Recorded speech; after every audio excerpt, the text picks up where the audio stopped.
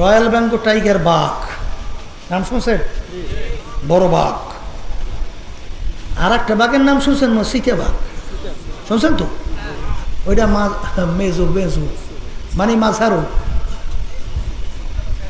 তাই বড় বাঘ আর চিতা বাঘ আর একটা হলো শ্রীগাল, তিনটে একত্রিত হয়েছে। একত্রিত হইয়া তিনটে একত্রে শিকার করছে। কি করছে? শিকারও পাইছে তিনটেই। এগুলো কিন্তু শিক্ষার জন্যে। কি জন্য? তা শিকার তিনটে পাইছে।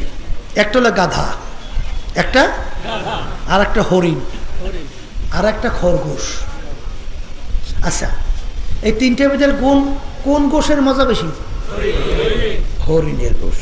আচ্ছা, তা গাধাটা বড়, হরিণটা মেজো, খরগোশ ছোট। এখন বড় বাঘ মানে রয়্যাল বেঙ্গল টাইগার চিতাবাঘকে বলতেছে, শিকার তো করে নিয়ে আসলাম, বন্টন করো। কি করো? মানে ভাগ করো। গোসের ভিতরে মজা গোস কি?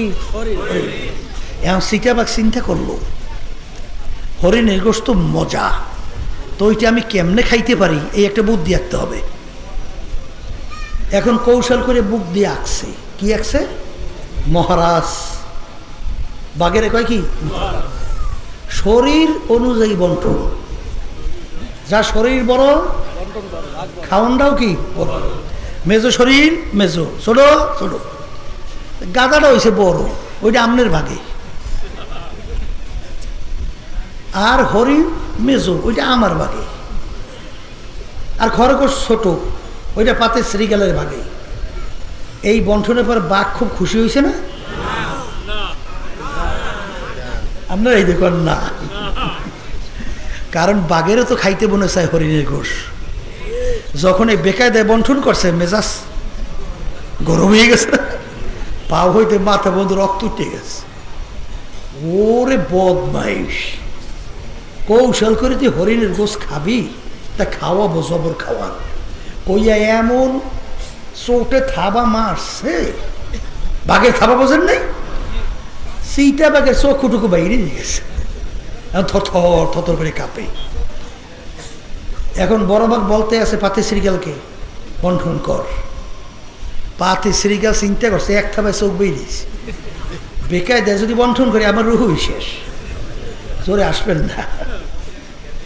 এখন পাতি শ্রীগাল বন্টন করে, মহারাজ আপনার জন্য ভোরের নাস্তা। কার জন্য?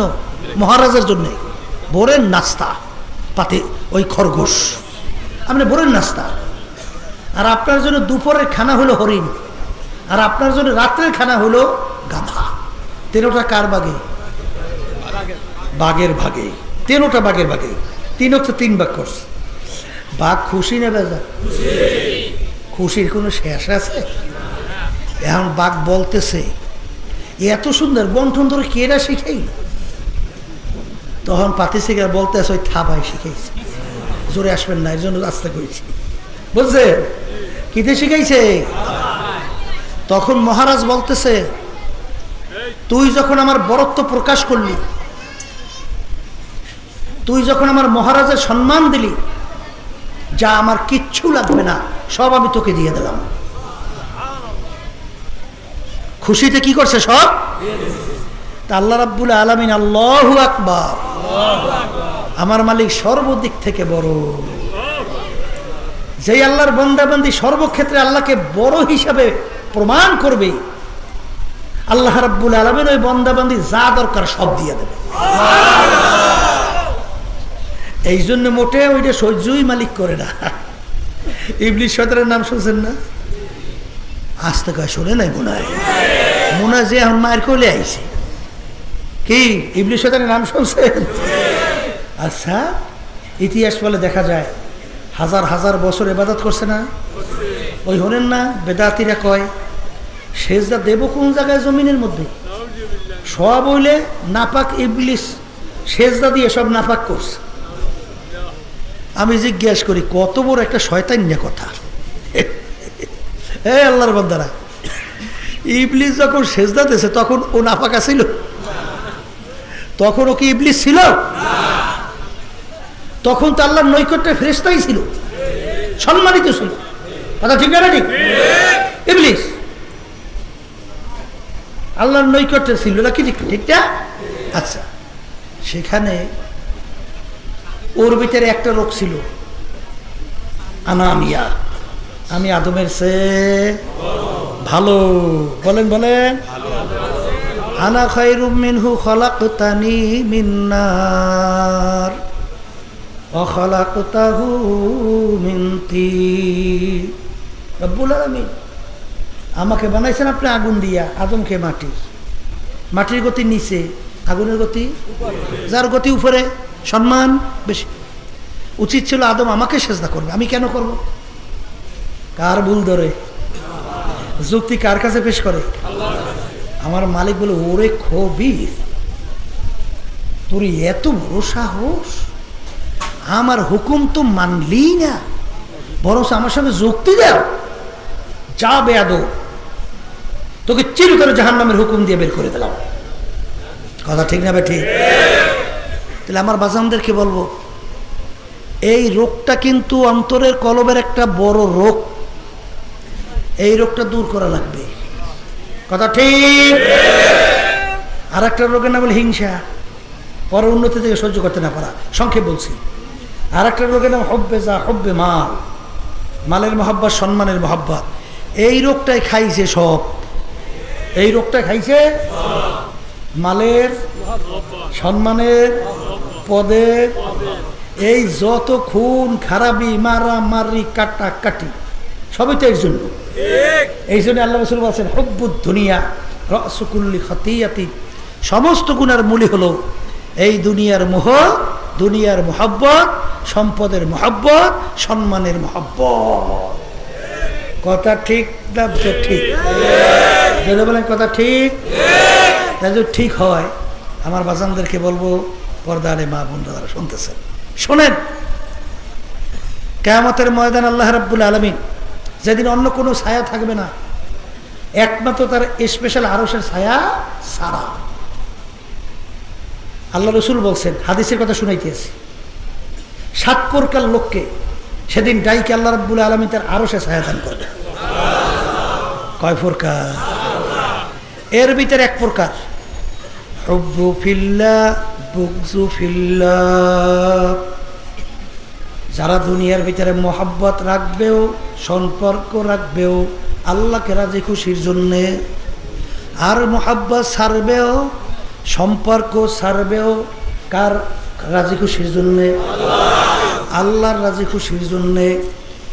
এই শ্রেণীর লোকদেরকে আমার মালিক ডাইকে তার স্পেশাল আরশে ছায়া দান করবে। বর্তমানে কিন্তু এক শ্রেণী আমার বাবারা বিভিন্ন দুনিয়ামুখী মানব রচিত তন্ত্র মন্ত্র, যারা যাই না সই না বুঝা, যদি ওরা সহযোগিতা করে, তার সঙ্গে জড়াইয়া থাকে, ঈমান থাকবে না। আসতে কয়, ঈমান থাকবে না। কারণ প্রচলিত গণতন্ত্রের থিওরি, আমেরিকার প্রাক্তন প্রেসিডেন্ট আব্রাহাম লিঙ্কন, তিনি এই থিওরি দিয়েছিল, government of the people, by the people, for the people. তিনি এক কথায় বুঝাইছেন, সমস্ত ক্ষমতার মালিক জনগণ। এখন আপনি উত্তর দেন, যদি কেউ মনে করে সমস্ত ক্ষমতার মালিক জনগণ, এখন আপনি বলেন সে ইমানদার না? পাকা ইমানদার না? হ্যাঁ, কি বুঝলেন? এখন অনেকে যাই না সই না বুঝিয়া, তারপরে তাদের সাথে সম্পর্ক মহব্বত ছাড়তে পারে না। এই সম্পর্কটা কি আল্লাহর রাজি খুশির জন্য না? এই সম্পর্কে আল্লাহ খুব খুশি তো, একটু আসতে কর। তাইলে যদি আল্লাহর রাজি খুশির জন্য সম্পর্ক না হয়, তাইলে তো আপনাকে কিয়ামতের ময়দানে যদি ছায়া থাকবে না, আল্লাহ রাসূলের ছায়া পাবেনি তো। তাহলে হাদিস মিথ্যা হইয়া যায়। জোরে বলেন কথা ঠিক কিনা? এই জন্য আমার বাজানদেরকে বলবো, পর্দা আলে মা বোনরা যারা শুনতেছেন, এই দুনিয়ার মোহ সব কিছু শেষ করব, কিন্তু দুনিয়াটা কি একটু মাঝে মাঝে একটু মোরাকাবা করা লাগে না? দুনিয়া সম্পর্কে একটু চিন্তা করা লাগে না? আসতে কয় নিরিবিলি সময় মোড়েও ফান না, ধরেন চক্ষু বন্ধ করে একটু মোড়া খাবো করিয়ে, একটু চিন্তা করিয়ে। হাকিকত সে তো দুনিয়া বেখবর হ্যায়, দুনিয়া কি নুমাইশ পর নজর হ্যায়। এই দুনিয়ার হাকিকতটা কি? এই দুনিয়া সম্পর্কে আল্লাহ রাসূল সাল্লাল্লাহু আলাইহি ওয়াসাল্লাম বলছেন, আদ-দুনিয়া জিফাতুন ওয়া তালিবুহা কিলাব। আল্লাহ রাসূল বলেন দুনিয়াটা হলো একটা মরক, এর পিছনে যারা পড়বে আখিরাতের স্থায়ী জিন্দেগি যারা ধ্বংস করবে, আল্লাহ রাসূল সাল্লাল্লাহু আলাইহি ওয়াসাল্লাম বলেন এরা হলো দুনিয়ার কুকুর। কিসের কুকুর? এ কবরের যাত্রীরা পানির ভিতর থেকে মরক ভাইসা যায়, ওর পিছনে কিন্তু কোনো মানুষের দল দৌড়ায় না। দৌড়ায়? ওর পিছনে দেখবেন কুকুরের দল দৌড়ায়। কখন মরক নদীর কিনারায় আসবে আর সেইরা ফাইরা খাবে। ঠিক বাজান, এই দুনিয়া এবং দুনিয়ার ভিতরে যত সম্পদ, আল্লাহর রাসূল বলেন একটা মরগের মতো। এর মতো? অন্য হাদিসের ভিতরে আল্লাহ রাসূল সাল্লাল্লাহু আলাইহি ওয়াসাল্লাম বলেন দুনিয়া এবং দুনিয়ার ভিতরে যত সম্পদ আমার মালিকের দরবারে কাবাউদাতেন, একটা মাছি বা একটা মশা এর পাখনা পরিমাণও কোনো মূল্য আমার মালিকের দরবারে না। এই মাছি মশা 1 লক্ষ মাছির পাক একত্রিত করে বাজারে নিয়ে যাবেন, কয় টাকা বিক্রি হয়? আসতে কয় হ্যাঁ? তাহলে দুনিয়া এবং দুনিয়ার সম্পদ আল্লাহ একটা মাছি মশার পাখনার সঙ্গে তুলনা করলেন কেন? কারণ ওই মাছি মশাটার একটা গুরুত্ব আল্লাহর কাছে আছে। কারণ যে নাকি কারিগর কোনো জিনিস তৈরি করে, ছোট হোক, তার প্রতি তার একটা গুরুত্ব আছে না? আসতে কয় আছে না? নাই?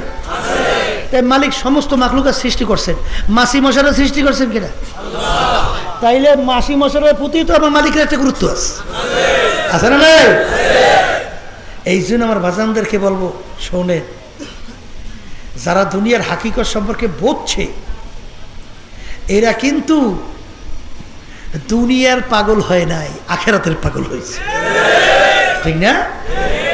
বলকের বাদশা ইব্রাহিম বিন আদহাম রহমাতুল্লাহি আলাইহি নাম শুনছেন না? শুনছেন? মুসাফির ছিলেন তো, মুসাফির এই রাস্তার পথিক। একদিন আইসে এক রাস্তার পথিক মুসাফির বাদশার বাড়ির দরজায় এসিয়া বাদশার সঙ্গে দেখা করার জন্য দরজা ধাক্কাধাক্কি করে। পাহারাদার ফেলে, এই বেটা কিরে, এই বাদশার দরজা ধাক্কা দেখা কলে আমি বাদশার সঙ্গে দেখা করব। ওরে বেকু, বাদশার সঙ্গে ইচ্ছা করলে দেখা করা যায় বেটা? এই কোথা থেকে আসছো? কলে ও সব বুঝি টুঝি না, বাদশার সঙ্গে দেখা করবই। এই বাদশার কাছে সংবাদ পৌঁছাবে, বাদশা বলতেছে, এই পাহারাদার গেটে কি হয়েছে? কলে কোথা থেকে এটা পাগল আইছে, কখনো নিয়ম টিয়ম মানে না, ও বলে আপনার সঙ্গে দেখা করবেই করবে। কল দে সাই দিয়া। মুসাফির চলে গেছে, যাই আসসালামু আলাইকুম রহমতুল্লাহি ওয়া বারাকাতুহু। বাদশা বলো ওয়ালাইকুম আসসালাম রহমতুল্লাহি ওয়া বারাকাতুহু। সালাম দিয়েই মুসাফির বলতেছে, বাদশা আপনার এই মুসাফির খানায় আমি একটু থাকতে চাই। কোন জায়গায় থাকবে? মুসাফির খানা কোনটারে বানাইছে বুঝলেন তো? বাসার রাজপ্রসাদ, রাজ সিংহাসন, স্থায়ী বাড়ি, এইটাকে বানাইছে কি? এখন বাদশার ইজ্জত আছে মোটেও? বাদশার এই মাথার গাম পায়, পায়ের গাম মাথায়। এই আমার ইজ্জত সব নষ্ট করছো কি? এই বেটা, এটা আমার স্থায়ী বাড়ির রাজ সিংহাসন, তুই এইটাকে মুসাফিরখানা বানাইছ, তুই আমার ইজ্জত নষ্ট কর। মুসাফির বলতেছে, বাদশা আমার ভুল হইলে মাফ চাই। ও বাদশা, তাহলে মুসাফিরখানা কাকে বলে? আর এই স্থায়ী বাড়ি কাকে বলে? কলে মুসাফিরখানা বলা হয়। বাড়ির দরজা একটা ঘর দেখছো না? কলে দেখছি, ওইটা মুসাফিরখানা। কলে হুজুর ওইটা পরিচয় কি? কলে পথিক রাস্তায় চলতেছে, সন্ধ্যা হয়ে গেছে বা রাত্রি হয়ে গেছে, অস্থায়ীভাবে রাত্রি যাপন করছে, আবার ভোরে উঠে তার গন্তব্য দিকে চলে গেছে। এই অস্থায়ীভাবে আসে এবং যায়, তাকে বলে কি? হুজুর এই স্থায়ী বাড়ি কাকে বলে? কলে যেখানে সব সময়ের জন্য মানুষ বসবাস করে। বলে মাশাআল্লাহ, পরিচয় পাইছি। এখন মুসাফির বলে বাদশাহ, তাহলে দুনিয়া সৃষ্টির পর থেকেই আপনি মনে এই বাড়িতেই আছেন? এখন বাদশাহ কয়, কোন পাগলটা হলো এই মুসিবতে পড়ছে? এই পাগল মুসাফির, আরে এই বাড়িতে আমার আগে ছিল আমার আব্বা। বলে বাদশাহ, আপনার আব্বা কোথায়? বলে সে তো কবরে চলে গেছে। মুসাফির বলতেছে, বাদশাহ তাহলে আপনার আব্বা কি আর আসবে না? এখন বিপদ। এখন বাদশাকে, ওরে পাগল মুসাফির, একবার যদি মানুষ দুনিয়া থেকে বিদায় নিয়ে কবরে যায় আর তো দ্বিতীয়বার আসে না। বলে বাদশাহ, আপনার আব্বার আগে কে ছিল? দাদা। সে কোথায়? সেও কবরে, সেও আসবে না। না। বলে তাহলে আপনি মনে হয় চিরজীবন থাকবেন। বলে ওরে পাগল মুসাফির, কুল্লু নাফসিন যায়িকাতুল মাউত, প্রত্যেকটা জানদার যার রূহ আছে তার একদিন না একদিন মৌতের শরাব পান করা লাগবে। আমি একদিন বিদায় নিয়ে কবরে যাব। বলে আপনিও আর আসবেন না? না। এখন মুসাফির বলতেছে, বাদশা রে, আপনি আমাকে বলছেন বোকা? আসলে বড় বোকা তো আপনি। ও বাদশা, আপনার বাড়ির দরজায় মুসাফিরখানা, একবার মানুষ থাইকা চইলা গেলে আবার এসে ইচ্ছা করলে থাকতে পারে, কিন্তু আপনার এই মুসাফিরখানা থেকে যদি একবার কেউ বের হয়ে যায় আর কোনোদিন আসে না। মুসাফির হাম এহা সবাই কবর আখের ঠিকানা, कोई आगे रवाना है कोई पीछे रवाना। বলার সঙ্গে সঙ্গে বাদশার চিন্তার পরিবর্তন ঘটে গেছে। কি করছে বলে? চিন্তা পরিবর্তন। বাদশা চিন্তা করে, এই বাদশাহী দিয়ে আমি কি করব, এই সম্পদ দিয়ে আমি কি করব, এই সম্মান দিয়ে আমি কি করব? এ তো দেখতে না দেখতে শেষ হয়। একবার যদি দুনিয়ার থেকে বিদায় নিয়ে কবরে রওনা করে চলে যায় আর কোনো দিন ফেরত আসা যায় না। এই চিন্তার পরিবর্তন ঘটাইয়া বাদশা দুনিয়া সম্পর্কে মুরাকাবা চিন্তা করলো। কইরা স্থায়ী বাড়ি, আখেরাতের জিন্দেগি যার শুরু আছে আর কোনো দিন শেষ নাই, ওই জিন্দেগির সম্বল তালাশ করে বের করার জন্যে বাদশাহী সাইরে নাইমে গেল। বাদশাহী সাই বলেন পরিষ্কার কলব লাগবে, বলেন আবার বলেন।